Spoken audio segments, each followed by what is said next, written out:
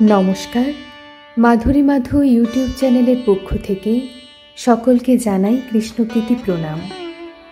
আজ আমি আপনাদের জানাবো ভগবান শ্রীকৃষ্ণ দ্বারা বর্ণিত কলিযুগের 5টি কঠিন সত্য, যা বর্তমানে সম্পূর্ণ সত্যি বলে প্রমাণিত হচ্ছে। আজ থেকে হাজার হাজার বছর আগে, অর্থাৎ দ্বাপর যুগ এবং কলিযুগের সন্ধিক্ষণে ভগবান শ্রীকৃষ্ণ পঞ্চপাণ্ডবকে উদ্দেশ্য করে কলিযুগ সম্পর্কে 5টি ভবিষ্যৎবাণী করেছিলেন। এই ঘটনা লিপিবদ্ধ করা হয়েছিল উদ্ভব গীতা গ্রন্থে। বলাই বাহুল্য, ঈশ্বরের বাক্য কখনো বিফল হয় না। আর তাই আজ এই ঘোর কলিযুগে এসে সেই 5টি ভবিষ্যৎবাণী মিলে গিয়েছে অক্ষরে অক্ষরে। সময়টা দ্বাপর যুগের শেষ ভাগে। কুরুক্ষেত্রের যুদ্ধের পর হস্তিনাপুরে পঞ্চপাণ্ডব রাজত্ব করছে বহুকাল। অন্যদিকে দরজায় করা নাড়ছে ভয়ঙ্কর কলিযুগ। পঞ্চপাণ্ডব ভগবান শ্রীকৃষ্ণের কাছে প্রশ্ন করেন, হে পরমেশ্বর ভগবান, কলিযুগ কেমন হবে? কেমন হবে সেই যুগের মানুষের চালচলন? কেমনই বা হবে তাদের ধর্মীয় আচার অনুষ্ঠান? কেমন হবে তাদের শাস্ত্র জ্ঞান? কেমন হবে তাদের ব্যবহার আদি? এবং কিভাবেই বা তারা মোক্ষ লাভ করবে? আপনাদের জন্য আজ তুলে ধরা হলো পঞ্চপাণ্ডব ও ভগবান শ্রীকৃষ্ণের মধ্যকার সেই ঘটনাটি, যার মাধ্যমে কলিযুগ সম্পর্কে চমকে যাওয়ার মতো 5টি ভবিষ্যৎবাণী করেছিলেন ভগবান শ্রীকৃষ্ণ। ভগবান শ্রীকৃষ্ণ পঞ্চপাণ্ডবকে বললেন, আমি এখন এই জঙ্গলের 5 দিকে 5টি তীর নিক্ষেপ করব। আপনাদের কাজ হবে সেই 5টি তীর কুড়িয়ে নিয়ে আবার আমার কাছে ফিরিয়ে আনা। তবে তীর কুড়িয়ে আনার সময় আপনার চারপাশে কি ঘটছে তা ভালোভাবে অবলোকন করবেন। এই 5টি তীর ফিরিয়ে আনার পর আমি আপনাদের প্রশ্নের উত্তর দেব। পঞ্চপাণ্ডব সানন্দে শ্রীকৃষ্ণের কথায় রাজি হলেন এবং শ্রীকৃষ্ণ তার ধনুক দিয়ে 5 দিকে 5টি তীর নিক্ষেপ করলেন। আর এর সাথে সাথে পঞ্চপাণ্ডব বেরিয়ে পড়লেন তীরগুলোকে কুড়িয়ে ফিরিয়ে আনার জন্য। পঞ্চপাণ্ডব বেরিয়ে গেলেন এবং কিছুক্ষণের মধ্যে প্রত্যেকেই একটি করে তীর হাতে নিয়ে ফিরে এলেন শ্রীকৃষ্ণের দরবারে। উৎসুক পাণ্ডবদের প্রশ্নের উত্তর দিতে ভগবান শ্রীকৃষ্ণ এবার জ্যেষ্ঠ পাণ্ডব যুধিষ্ঠিরকে প্রশ্ন করলেন, বলুন ভ্রাতা যুধিষ্ঠির, আবার নিক্ষেপিত তীরখানি কুড়িয়ে আনতে গিয়ে আপনি কি কি দেখতে পেলেন? যুধিষ্ঠির উত্তর দিলেন, হে গোবিন্দ, আমি তীর খুঁজতে গিয়ে এক অতিশয় সুন্দর হাতিকে দর্শন করেছি। হাতিটি জলাশয়ে দাঁড়িয়ে জল কেলি করছিল। কিন্তু আশ্চর্যের ব্যাপার হচ্ছে, হাতিটির সুর ছিল 2টি। এই ঘটনার সাথে কলিযুগের কি সম্পর্ক? মৃদু হেসে ভগবান শ্রীকৃষ্ণ জবাব দিলেন, হে ধর্মরাজ যুধিষ্ঠির, আপনি যে 2 সুর বিশিষ্ট হস্তিটিকে দর্শন করেছেন তা কলিযুগের মানুষের দ্বিরাচারিতার প্রতীক। কলিযুগের বেশিরভাগ মানুষ হবে মিথ্যাবাদী এবং স্বার্থপর। তারা মুখে এক কথা বললেও কর্মক্ষেত্রে সম্পূর্ণ ভিন্ন থাকবে, অর্থাৎ কথা, প্রতিশ্রুতি এবং কাজের মধ্যে কোনো মিল থাকবে না তাদের। শ্রীকৃষ্ণের কথা শেষ হবার পরে মধ্যম পাণ্ডব ভীম বললেন, হে দেবকী নন্দন, আমি যখন আপনার নিক্ষেপিত তীরটি ফিরিয়ে আনার জন্য জঙ্গলে প্রবেশ করেছি, তখন আমি এক অতি মনোরম গাভী ও তার বাছুরকে দর্শন করেছি। আমি দেখেছি বাছুরটি পরম তৃপ্তি সহকারে গাভীটির স্তন থেকে মাতৃদুগ্ধ পান করছে, আর গাভীটিও পরম মমতায় তার বাছুরটির শরীর লেহন অর্থাৎ চেটে দিচ্ছে। কিন্তু দুঃখের বিষয়, মা গাভীটি এত তীব্রভাবে বাছুরের শরীর লেহন করছে যে তাতে বাছুরটির শরীরের চামড়া ছুলে যাচ্ছে এবং সেখান থেকে রক্তক্ষরণও হচ্ছে। এখন আপনিই বলুন কেশব, গোমাতা এবং বাছুরের এই কাহিনীর সাথে কলিযুগের কি সম্পর্ক? ভগবান শ্রীকৃষ্ণ আবারও তার সেই ভুবন ভোলানো মৃদু হাসি হেসে বললেন, ভ্রাতা ভীম, আপনি যে গাভীটিকে দর্শন করেছেন সেটি কলিযুগের মাতা পিতাদের একটি প্রতীকী রূপ। এ যুগে পিতা মাতা তাদের সন্তানদের প্রতি অন্ধভাবে আসক্ত হয়ে পড়বে এবং তাদের এই অন্ধ স্নেহ এবং তাদের অতিরিক্ত ভালোবাসাই তাদের সন্তানদের ক্ষতির কারণ হয়ে উঠবে। এর কারণে সন্তানরা হয়ে উঠবে বিচার বুদ্ধিহীন এবং পরনির্ভরশীল, এবং একসময় তারা অসৎ পথে গমন করতেও পিছপা হবে না। মোট কথা, পিতামাতার এই অন্ধস্নেহই আগামীতে সন্তানের স্বাভাবিক ও সুস্থ জীবনযাপনে বড় বাধা হয়ে দাঁড়াবে। অন্যদিকে মা গাভীটি যেভাবে তার বাছুরটির ওপর অতি স্নেহে আসক্ত, তেমনি কলিযুগের পিতামাতাদেরও তাদের সন্তানের প্রতি আসক্তি এতটাই বেড়ে যাবে যে পিতামাতা তাদের জীবনের অন্য সব সম্পর্কের প্রতি অন্ধ হয়ে যাবেন।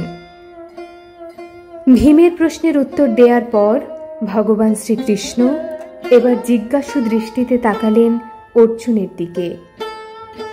অর্জুন বললেন, হে মাধব, আপনার নিক্ষেপিত তীর কুড়িয়ে আনতে গিয়ে আমিও এক অদ্ভুত ঘটনার সাক্ষী হয়েছি।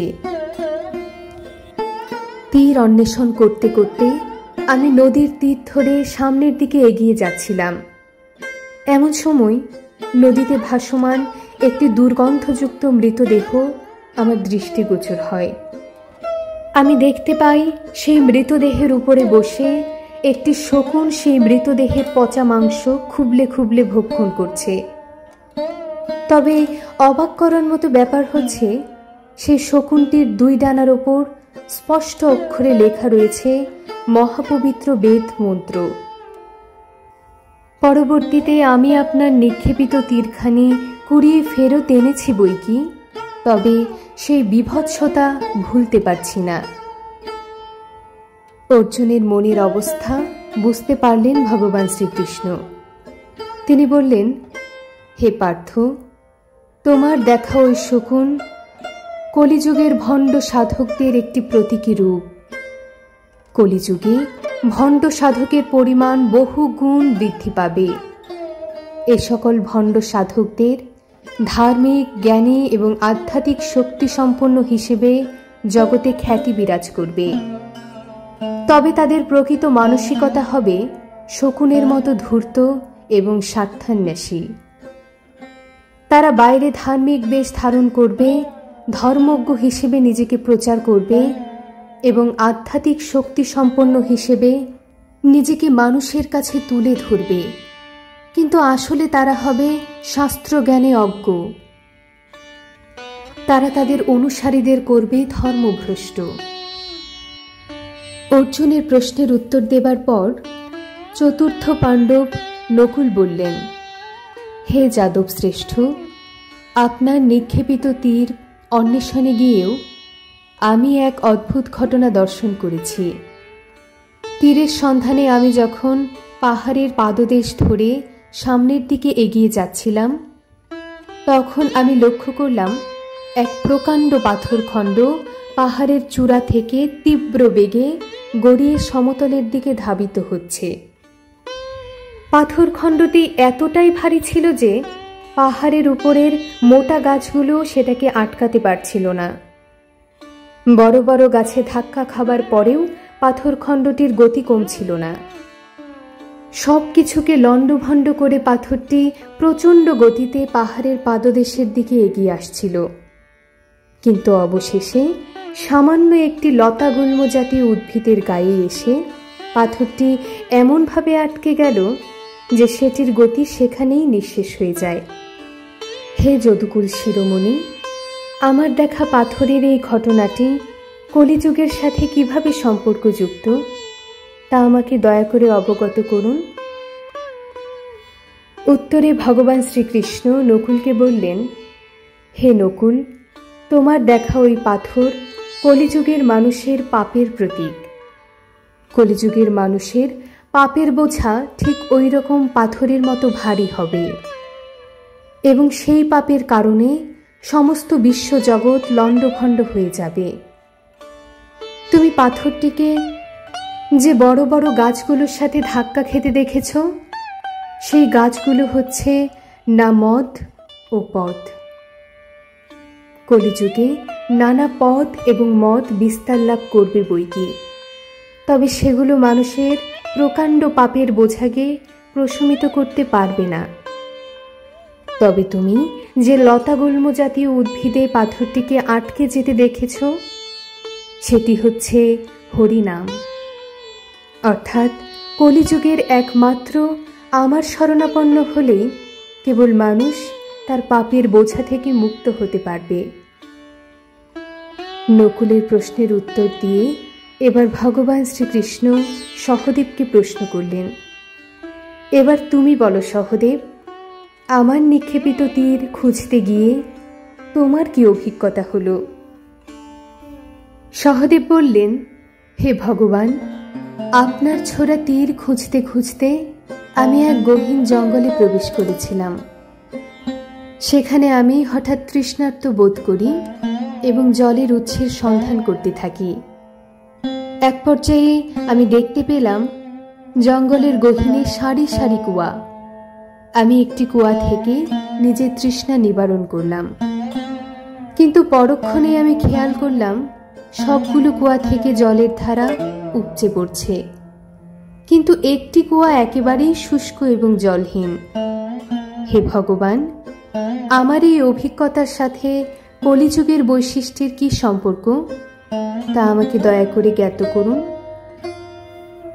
শ্রী ভগবান বললেন, হে সহদেব, তোমার দেখা সেই কুয়াগুলো কলিযুগের মানুষের সামাজিক অবস্থান নির্দেশ করছে।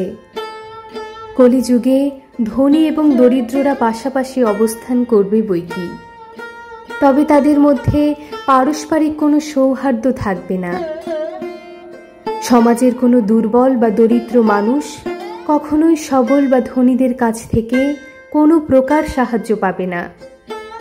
ঠিক যেমন জলপূর্ণ কুয়াগুলো জল উপচে পড়লেও শুষ্ক কুয়াটি তাদের থেকে এক ফোঁটা জলও পায়নি, তদ্রূপ সমাজের বিত্তবানরা নানাভাবে তাদের অর্থের অপচয় করলেও অভাবী মানুষকে কখনোই তারা সাহায্য করবে না, বরং সুযোগ পেলে তাদেরকে শোষণ করতেও ছাড়বে না।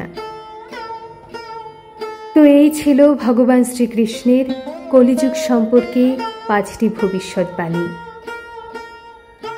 আজ থেকে হাজার হাজার বছর আগে পরমেশ্বর ভগবান শ্রীকৃষ্ণের সেই ভবিষ্যৎবাণীগুলো আজকের দুনিয়ায় কতটুকু সত্য তা বিচারের ভার আপনাদের উপরই রইল।